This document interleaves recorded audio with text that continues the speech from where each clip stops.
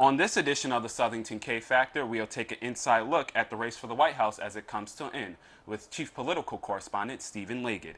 And also, as we close one chapter here at the Southington K Factor, we'll open up a new one. She's tough on the basketball court. And we'll give a warm welcome to our new co-host, Marissa Chapman. But first, the Southington K Factor is covering your local, national, and world news headlines. Don't touch that remote. These stories and more on this edition of the Southington K Factor. The Southington K Factor starts now. You are now watching the Southington K Factor with your anchors, Will Kemp and Marissa Chapman. In local news, on October 29th, 3 students were arrested at Quinnipiac University for making threatening and harassing phone calls to 3 black basketball players. Charles Merritt, a freshman at QU, was charged with intimidation based on bigotry and bias, harassment, and disorderly conduct. Emily LaChavo, 19, of Vermont, and Courtney Stellway, 19, of New York, were also arrested for making threatening phone calls. All 3 students were dismissed from school. At Trinity, after an offensive remark was posted on an online message board, some 200 students rallied at Trinity College to protest the remarks made towards the minority students and how their scores had recently dropped in ranking.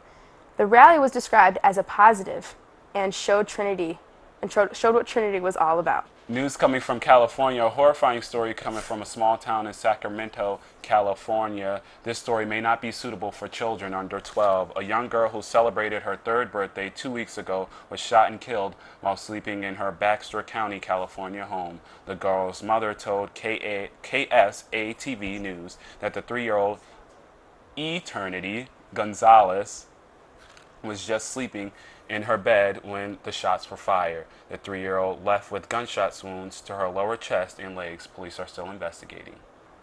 On October 30th, early morning fires kept firemen busy as they blazed 3 separate towns all around Connecticut.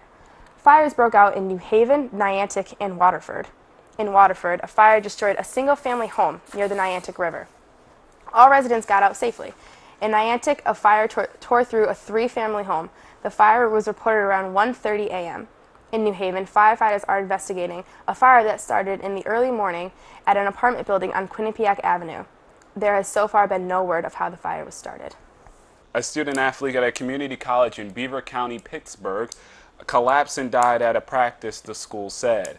Basketball player Tamar Phillips, a freshman from Monica, Pittsburgh, collapsed during a break at a practice at the school. The school did issue a statement, but the statement was not released to reporters. Stepfather of a brain-damaged girl goes to trial.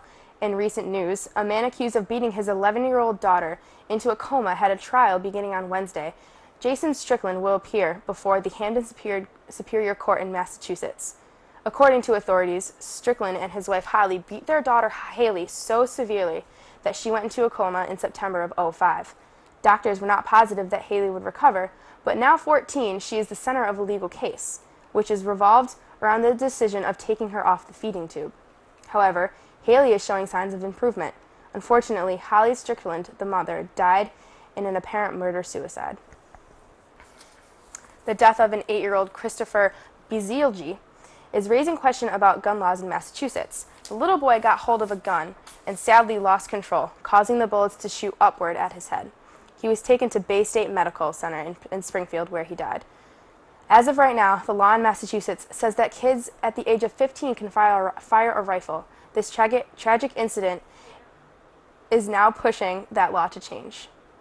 A news coming from Vermont, a Burlington, Vermont man was so happy that Barack Obama will be our next president that he fired his gun 18 times inside his home. James Dawart, 34, faces 3 accounts of reckless endangerment in connection with the election night shootings. Police responded to calls of gunshots fired in his complex.